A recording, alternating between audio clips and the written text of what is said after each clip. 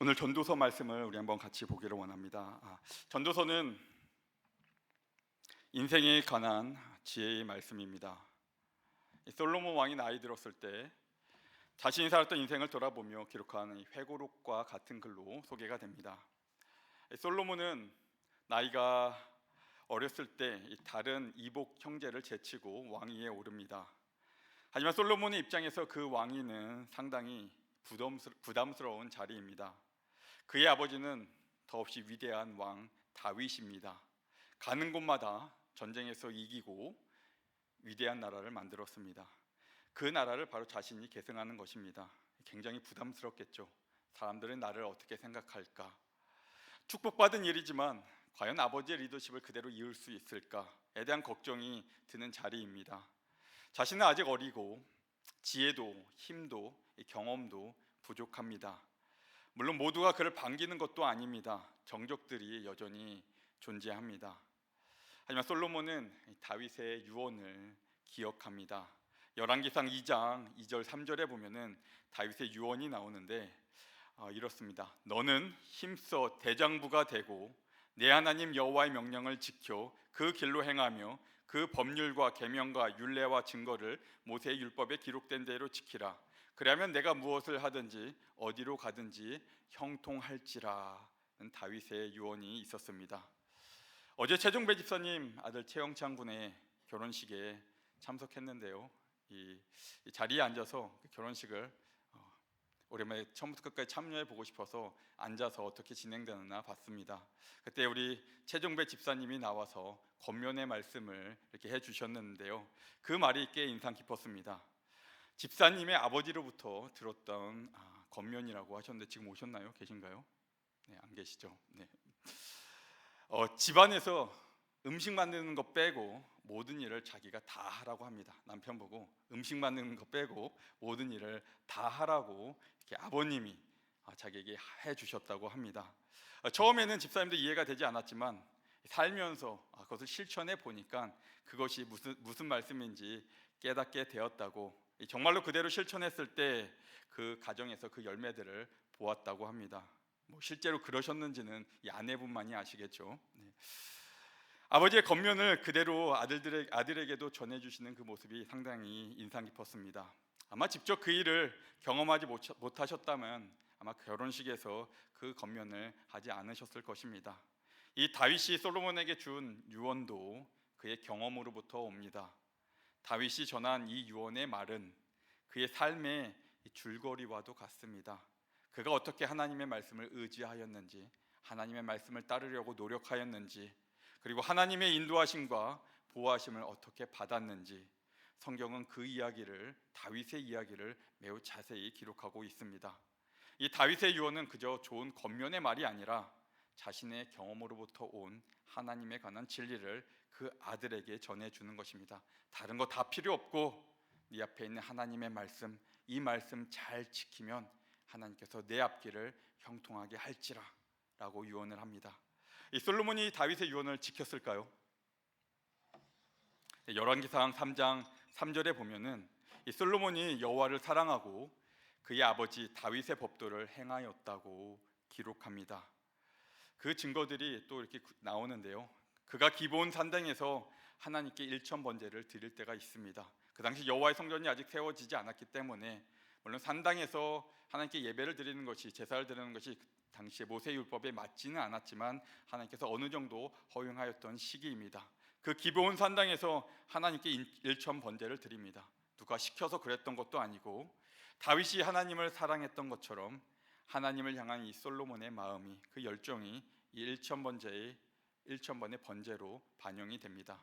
아마 지금으로 말하면 예배입니다. 내가 하나님 앞에 1000번의 예배를 드리겠다라고 작정하고 나아간 것입니다. 1000번을 하나님 앞에 선 것이죠. 그리고 어느 날 밤에, 그렇게 제사를 지내는 어느 날 밤에 여호와 하나님께서 솔로몬의 꿈에 나타나 그에게 말씀하십니다. 내가 내게 무엇을 줄고 너는 구하라. 여러분이라면 하나님께서 여러분의 꿈속에 나타나셔서 여러분에게 이 말씀을 하시면 무엇을 구하시겠습니까? 그때 꿈속에서 솔로몬은 이렇게 말합니다.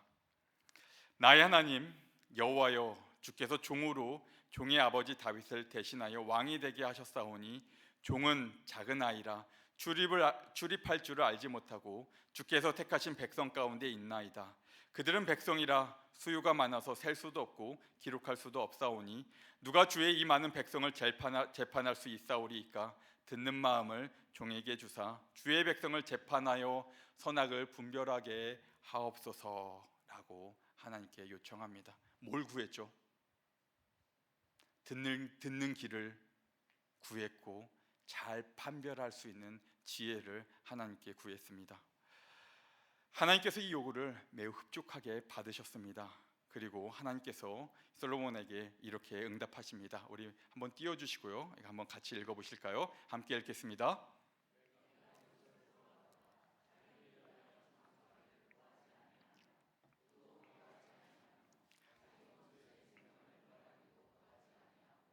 오직 송사를 듣고 분별하는 지혜를 구하였으니 내가 내 말대로 하여 내게 지혜롭고 총명한 마음을 주노니 내 앞에도 너와 같은 자가 없었거니와 내 뒤에도 너와 같은 자가 일어남이 없으리라. 내가 또 내게 구하지 아니한 부귀와 영광도 내게 주노니 내 평생의 왕들 중에 너와 같은 자가 없을 것이라. 내가 만일 내 아버지 다윗이 행함같이 내 길로 행하며 내 법도와 명령을 지키면 내가 또 내 날을 길게 하리라. 하나님께서 그에게 지혜뿐만 아니라 부와 영광과 장수를 주시겠다고 약속하셨습니다. 이 성경에 보면 특별히 하늘로부터 온 재능을 가진 이들이 몇 명 기록되어 있으나 이렇게 직접적으로 지혜를 주셨다는 인물은 솔로몬이 유일합니다. 그의 지혜를 듣기 위해서 먼 나라에서 많은 이들이 보물을 들고 그에게 찾아올 정도로 그의 지혜는 온 세계에 전파됩니다. 그가 왕으로 있을 40년 동안 그가 40년 동안 왕위에 있었는데 단 한 번의 전쟁도 그 시기에 일어나지 않았습니다. 그 정도로 그의 나라의 영광과 부와 힘과 권력은 압도적이었습니다. 그가 누렸을 삶의 풍요로움은 어땠을까요? 지금의 재벌은 저리 가라 할 정도일 것입니다. 우리 사우디아라비아의 실권자 이 모하메드 빈 살만 세계 부자이죠.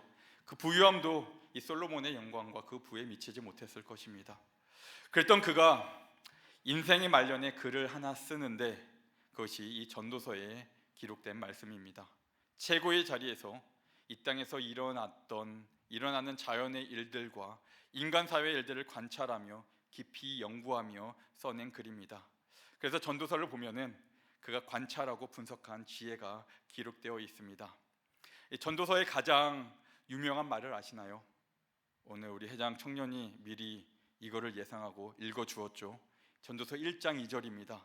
전도자가 이르되 헛되고 헛되며 헛되고 헛되니 모든 것이 헛되도다입니다.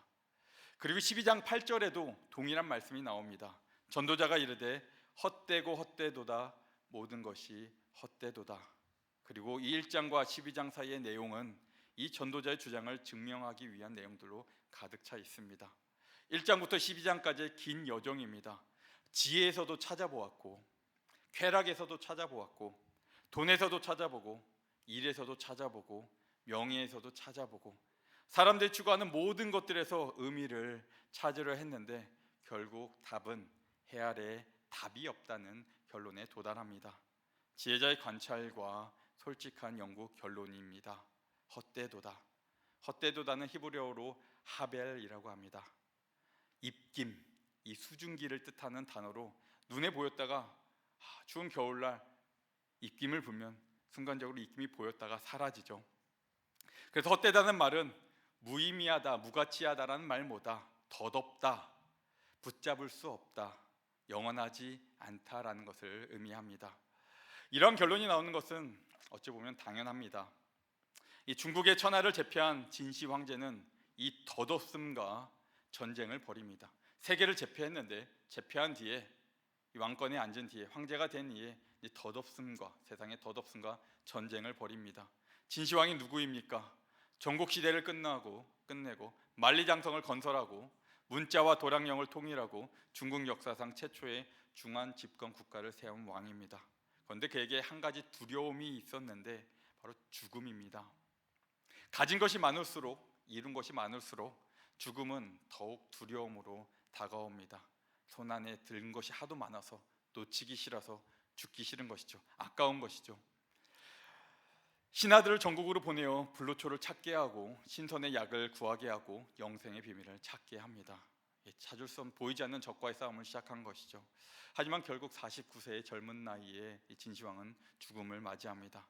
심지어 죽음 이후에 사후세계를 통치하려 거대한 능묘와 그 병사들의 모형을 만드는 인물입니다. 하지만 결국 그 또한 한 줌의 흙으로 돌아갈 뿐입니다. 죽음, 이 모든 인간은 죽음 앞에 평등합니다. 그 무엇도 우리 인간이 다시 흙으로 돌아가는 것을 막을 수가 없습니다. 단지 시간의 문제일 뿐이죠. 누구는 먼저 가고 누구는 좀 늦게 가고 모두가 이 흙으로 돌아갑니다. 이름을 남긴다, 그것이 죽은 자에게 무슨 의미가 있겠습니까?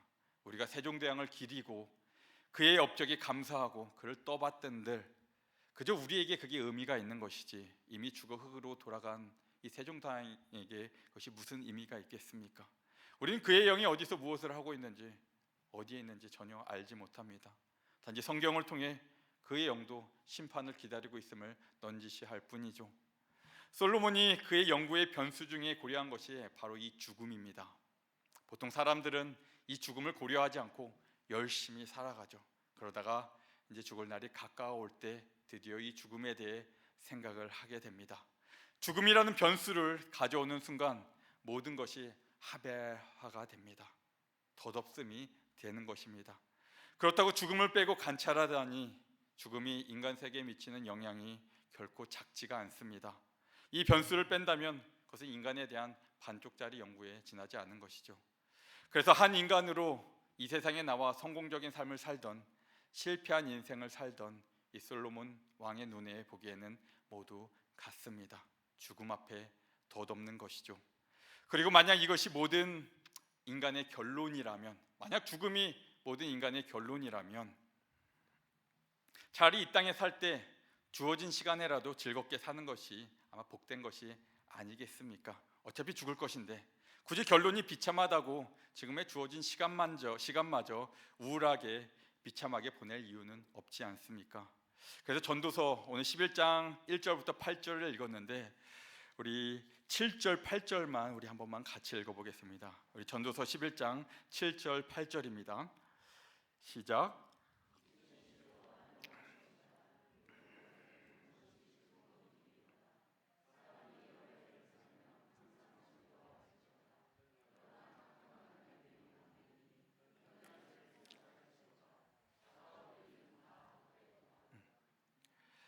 우리 기뻐해야 할 일이, 즐거울 일이 참 많이 있다고 합니다. 어차피 우리가 모두 죽음 앞에 설 것이라면 왜 굳이 지금 우리 앞에 있는 일들에 비참해하며 눈물을 흘리며 그렇게 주저앉아 있겠습니까? 빨리 털어버리고 다시 행복의 자리에 찾는 것이 사실 지혜로운 일이 아니겠습니까? 이 세상의 논리는 철저히 이와 같습니다. 우리에게 주어진 시간 비록 길어야 100년이라고 할지라도 그 시간 안에 최대한 만족하며 행복하게 사는 것이 성공적인 삶이라고 이야기를 합니다. 우리가 1, 2년 살 것이 아니죠. 100년의 인생은 짧지만도 않습니다. 이왕이면 돈도 많이 벌고 남들의 부러운 시선을 받으면 더없이 좋고 이뻐지고 멋있어지고 자기가 원하는 일을 찾아 그 열심을 다하는 것도 나쁘지 않습니다. 야식이 땡기고 때로 영화가 땡기면 잠시 즐거움을 갖는 것도 행복한 일이고 또 좋은 몸을 갖고자 열심히 헬스장에 나가서 운동을 하는 것도 좋은 일입니다. 자신이 원하는 대로 자신에게 이로운 대로 스스로 선택하며 살아가는 인생이지 않습니까? 자신에게 주어진 시간에 최대한 잘 살면 좋은 것이죠. 또 자식들이 있지 않습니까? 나야 사라지겠지만 내가 이 땅에서 이렇게 놓은 것들을 내 분신인 내 자식들에게 전해주면 또 그것 또한 내 마음의 만족함이 되지 않겠습니까? 철저히 세상의 논리로 이야기하는 것입니다. 어차피 죽을 것인데 우리에게 주어진 시간 그나마 이렇게라도 만족하며 보내자. 그리고 죽을 때가 가까이 와서 이 정도면 잘 살았지라고 하면은 더없이 좋은 것이 아니겠습니까? 하지만 이 솔로몬의 연구에 하나의 변수가 더 있습니다. 그것은 이 세상 사람들은 인정하지 않겠지만 이 변수는 창조주 하나님입니다. 이 구절 한번 같이 읽어보실까요? 오늘 본문 읽지 않았지만 구절 한번 같이 읽어보겠습니다. 시작. 청년이여 내 어린 때를 즐거워하며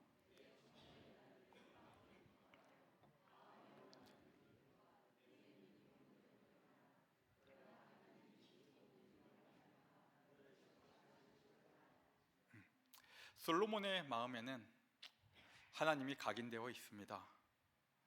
그가 아는 창조주 하나님의 진리는 심판입니다. 모든 인간은 그가 행했던 일들을 가지고 하나도 빠짐없이 가지고 하나님 앞에 서게 될 것이라는 진리를 간과할 수가 없습니다. 죽음이 끝이 아니라 죽음이 이후의 일들이 문제입니다. 죽음 이후에 모든 인간의 영들이 마주하게 될 진리는 심판주 앞에 선다는 사실입니다. 전도자의 머릿속에 아버지의 유언이 분명하게 남아 있습니다. 그리고 그의 꿈속에서 만났던 하나님의 말씀도 있습니다. 하나님의 법도, 하나님의 명령, 곧 하나님의 말씀입니다. 내 하나님 여호와의 명령을 지켜 그 길로 행하며 그 법률과 계명과 율례와 증거를 모세의 율법에 기록된 대로 지키라. 그 말씀이 그에게 있죠.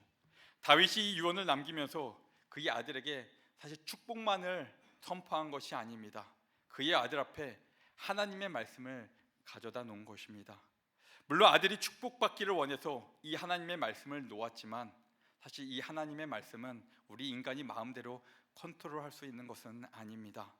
말씀이 우리 앞에 놓인 것 같지만 반대로 말씀을 듣는 자들이 이 말씀 앞에 놓이게 되는 것입니다. 우리가 말씀을 판단하여 우리가 원하는 대로 말씀을 이용하는 것이 아니라 언제나 선포된 말씀은 그 선포된 말씀이 우리를 판단합니다. 그러나 하나님이 이 모든 일로 말미암아 너를 심판하실 줄 알라.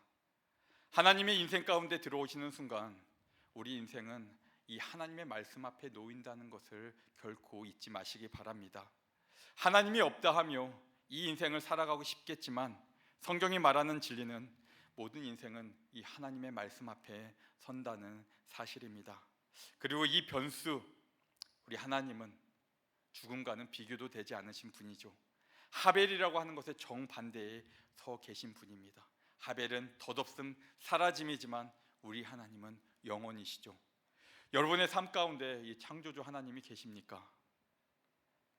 여러분의 삶 가운데 여기 앉아 계신 분들 가운데 이 창조주 하나님 그 이름이 그 마음에 각인되어 계시죠. 그렇다면 오늘 전도자의 말을 반드시 기억해야 합니다. 우리 앞에 놓인 이 하나님의 말씀을 언제까지 우리가 취사 선택하시며 내가 원하는 대로 들었다 놓았다 하시겠습니까? 내가 필요할 때 잠깐 봤다가 필요 없을 때 책꽂이에 꽂아두고 교회에 올 때만 꺼내서 가져오는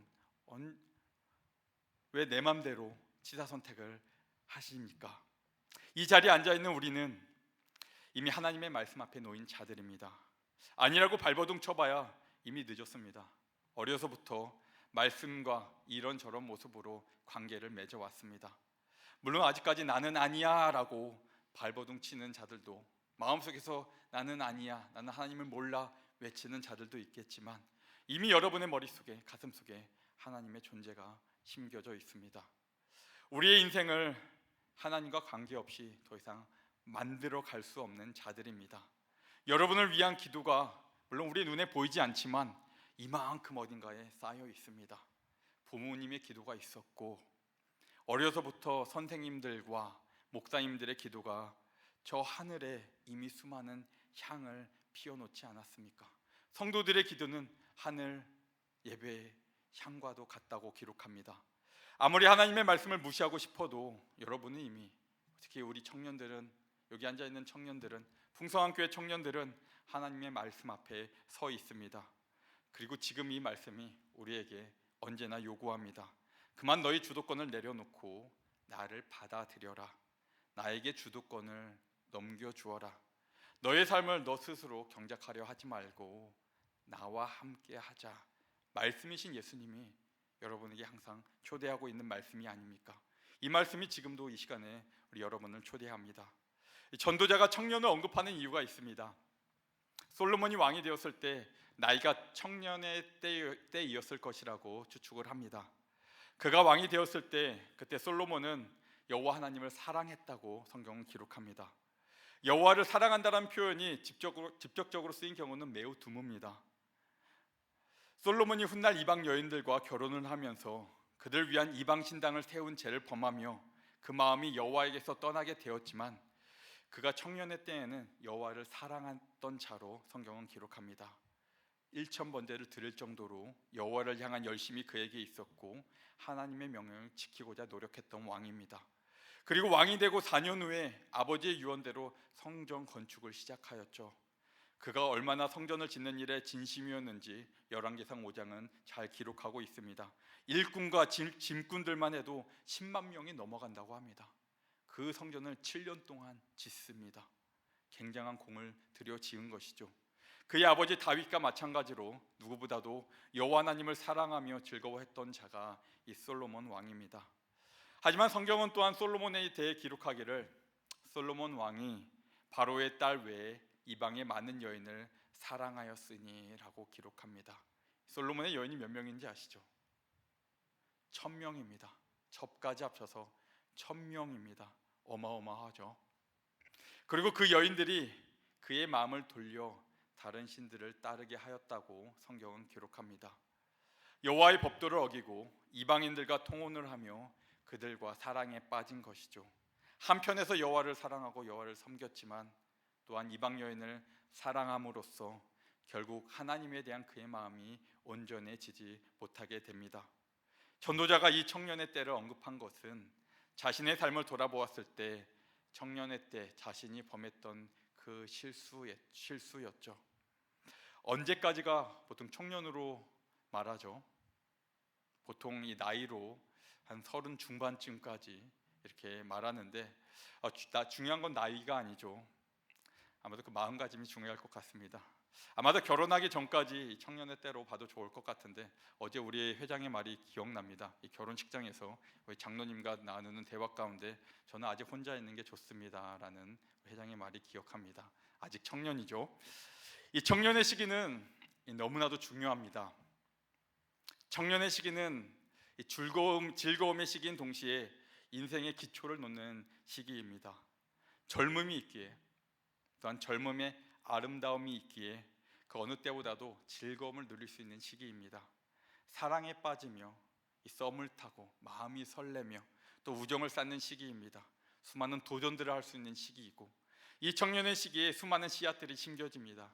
그때 습관들, 가치관들, 인간관계 그리고 그들의 삶의 방향이 정해지는 시기가 이 청년의 시기입니다. 어느 때보다도 에너지가 넘치고 아름답고 도전하며 꿈을 향해 달려가는 시기입니다. 우리 성도님들 젊음이 부럽죠. 전 요즘에 젊음이 굉장히 부럽습니다. 가끔 길 가다가 이 젊은 학생이나 청년들이 깔깔거리면서 웃는 모습을 보면은 저도 모르게 그게 부러울 때가 있는데 아마 우리 성도님들은 저보다 더 할 것이라고 생각이 됩니다. 이 젊음 그 자유가 복이죠. 물론 이 젊음의 때가 항상 힘에 넘친 것만은 아닙니다. 중요한 시기인 만큼 불안정하고 두렵기도 하고 어려움, 여러 실패 속에 주저앉고 싶은 시기이기도 할 것입니다. 제가 남아공에서 잠깐 이 고등학교 때 가르쳤던 이 선교사님 자녀가 있었는데요. 그중 한 명이 군대 문제로 한국에 홀로 왔던 적이 있었습니다. 제대를 하며 이제 군에서 돈을 많이 벌죠. 돈을 많이 모아왔고 또 직장을 다니면서 돈을 모았습니다. 그런데 그가 전세 사기를 당한 것인지 그 돈을 모두 사기를 당했다고 합니다. 의지할 사람이 아무도 없었죠. 부모님인 가족들은 다 남아공에 있었고 홀로 한국에 있는데 그가 그 일을 겪었을 때 그 친구가 자살 시도를 이렇게 합니다. 다행히 그 자살 시도가 실패로 돌아갔고 선교사님 부부가 이 선교일을 잠시 내려놓고 한국에 돌아와 그 친구를 돌봤던 일이 있었습니다. 다행히 지금은 잘 회복되어 다시 자기가 좋아하는 일을 찾아 그 일을 하고 있는데요. 지금 청년의 시기가 한국 사회의 청년의 시기가 결코 쉽지 않음을 또한 보여줍니다. 어제 뉴스를 보니까 반도체는 호황을 누리지만 반도체 엄청난 호황을 누렸죠. 하지만 청년층 고용은 작년보다 이 반도체 분야에서 25만 명이 줄었다고 합니다. 로봇과 AI가 경쟁자로 어느새 우리 청년들 앞에 다가온 것이죠. 또한 재산 비율 하위 20%에 속하는 청년들이 2030 세대가 5년 새 2배로 늘었다는 뉴스도 있습니다. 이 청년들의 빈부격차가 갈수록 더 양극화가 심해지는 것이죠. 잘 준비되어 사회에서 잘 적응하는 청년들이 있는 반면 그렇지 못하고 어려움을 겪는 청년들이 과거보다 더 많아지고 있다는 이야기입니다. 나라에서 이 청년에 대한 관심을 갖고 여러 제도들과 혜택을 만들고 있지만 사실 더 문제는 우리 청년들의 마음입니다. 우울, 불안, 강박, 스트레스, 이 청년 우울증도 10년 만에 3배가 늘었다고 합니다. 사회적, 경제적으로 불안하며 SNS의 발달로 자신도 모르게 타인과 비교가 안 될 수 없는 상황들이 만들어집니다. SNS에선, TV에선 잘 나가는 청년들의 모습들이 쏟아져 나에게 들어옵니다. 점점 일을 쉬는 인원도 많아지고 있다고 합니다. 일을 쉬고 아예 그만두고 방 안으로 들어가는 청년들이죠. 사회로부터 스스로 고립시키는 청년들도 그 인구가 늘어나고 있습니다. 그 어느 때보다도 즐거워해야 하고 어느 때보다도 힘차게 나아가야 하는 시기인데 어느 때보다도 활발히 자신의 가진 에너지를 사용하여 씨를 뿌려야 하는 중요한 시기인데 우리의 생각보다 훨씬 많은 청년들이 말 못한 아픔 가운데 그 시기를 홀로 보내고 있는 것 같습니다. 그런 청년들 앞에 오늘 말씀을 선포하려니 왠지 미안해집니다. 이 솔로몬은 금수저도 모자라서 다이아몬드 중에 다이아몬드 수저인데요. 그의 권면이 우리 청년들에게 다가올까요? 지금 당장 눈앞의 문제가 나를 짓누르는데 금수저 출신 솔로몬의 권면이 제대로 다가오지 않을 듯합니다. 그럼에도 불구하고 이 솔로몬 왕이 말하는 여호와 하나님, 그 이름은 우리 인생에 이미 새겨져 있고 우리가 부인하고 싶어도 부인할 수 없는 중요한 이름입니다. 어떤 인생도 그 이름을 피할 수 없습니다. 하지만 여호와 하나님의 이 이름의 의미는 이 왕이 이야기하는 것처럼 심판에만은 있지 않습니다. 심판은 정해진 것이지만 하나님의 더 깊은 뜻과 계획은 심판이 아니라 사실 구원에 있습니다. 하나님의 함께하심에 있습니다. 잃어버린 양 한 마리를 위해 친히 그 아들을 이 땅에 보내주신 분입니다. 여러분의 창조주께서 여러분이 죽음이라는 권세 앞에 굴복해버리는 하벨의 존재로 살아가는 것을 결코 원하지 않으십니다. 우리를 주눅들게 하고 실패하게 만든 그것들은 사실 거품에 불과한 것들입니다. 지금은 대단해 보일지라도 결국 무너질 것이며 무너질 것에 사람들이 시간과 그 노력과 땀을 더하는 것에 불과합니다. 그것들로부터 우리의 시선을 잠시 하나님으로부터 돌리면 하나님을 바라보기 시작할 때 비로소 우리는 이 땅에 하벨이 아닌 것을 세워가기 시작할 것입니다. 없어질 것이 아닌 영원에 기록될 것에 여러분의 마음과 여러분의 시간과 노력이 담기기를 원합니다. 내 주변에 포기할 수 없는, 어쩔 수 없는 것들도 있습니다. 이 청년 중에 내가 평생 책임져야 하는 일도 있습니다. 아무도 도와줄 수 없고 아무도 공감할 수 없는 그 일, 나 홀로 지켜가려면 반드시 무너집니다.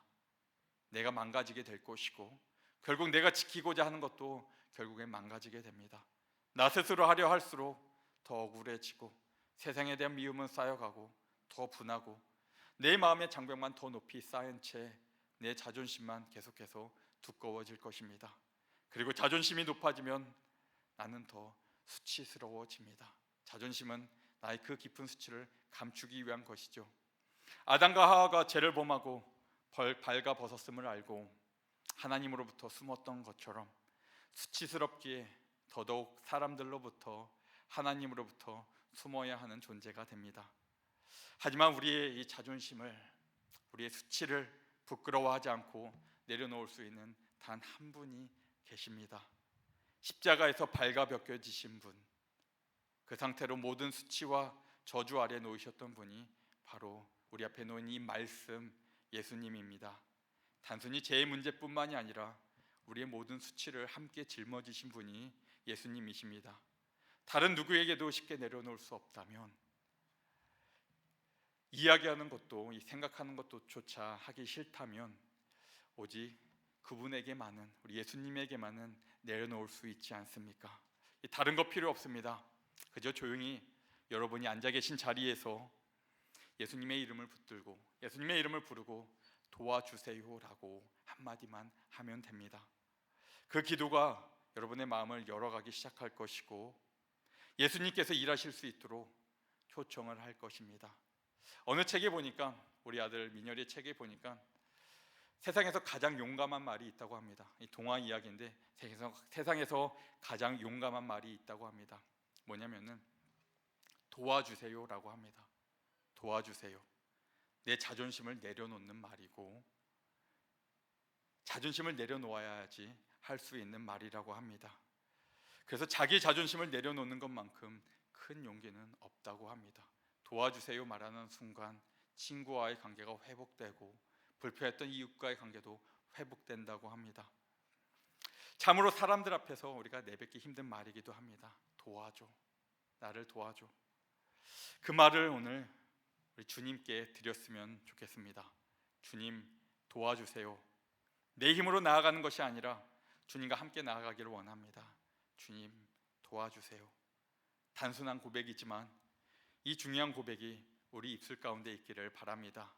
그때 여러분의 삶이 그분 위에 비로소 함께 차곡차곡 세워져 갈 것입니다.